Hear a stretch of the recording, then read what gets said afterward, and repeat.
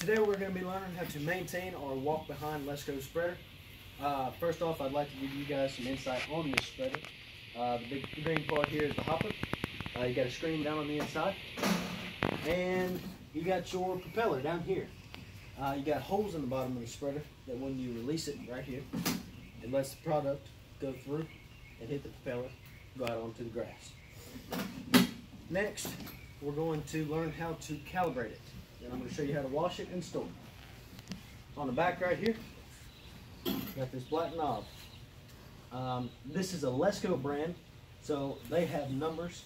Some of the other brands have letters. They're all essentially the same. On the left, you have a 0. On the right, it goes to 10. The 0, unscrew it to the left, and go to the 0, and that opens your holes up, or closes your holes off all the way. This is for spreading small grain or not a lot. If you want to put out very little, put it all the way to the left. Vice on the opposite side of the scale, all the way, tighten it down. This opens your holes up pretty much all the way. This is if you're putting out a big grain, maybe even a seed. You can also put out a lot of product like this. This is for a really, really heavy. Don't normally open it up all the way. Again, tighten that down to the right. Make sure it's secure. You don't have to put a wrench on it or anything like that. Just make sure it's secure as you're going through it, putting it in the back of the cart or moving it around.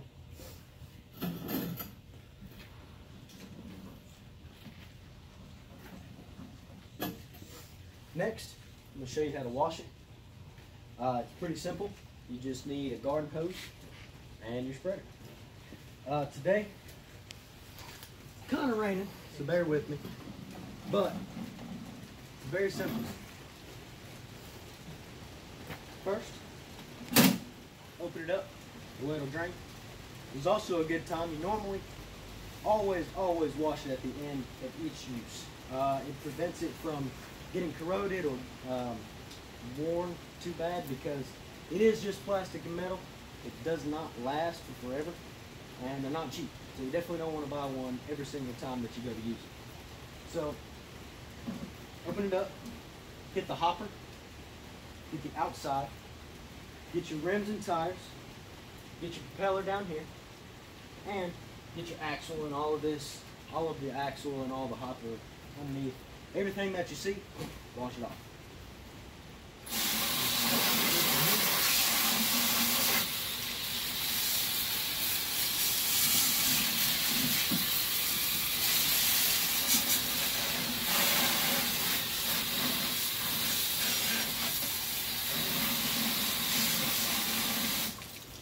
This is also a very good time to inspect your spreader. Make sure it doesn't have any dings, cracks, holes, because the product that you put in this is more often than not damaging to the equipment. While it's good for the grass, very harmful to the equipment.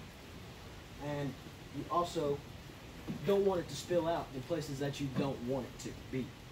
So if you've got holes, you pour your very expensive fertilizer in there and it starts pouring out in the middle of the shop, that's not a good day.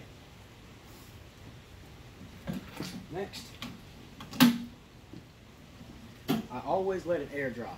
This prevents mold or any other kind of bacteria getting into it and potentially damaging it further or getting into what you're spreading. Furthermore on that, storing.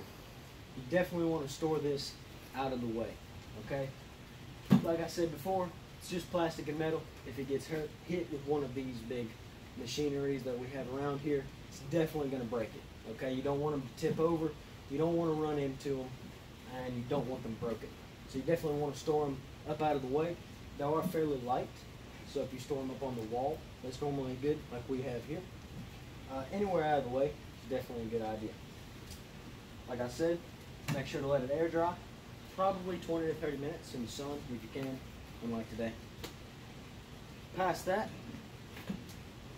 just make sure to inspect it before each use and after each use. Make sure that everything is running properly. After this, you should feel confident enough to use a Walkbehind Let's Go spreader. Thank you.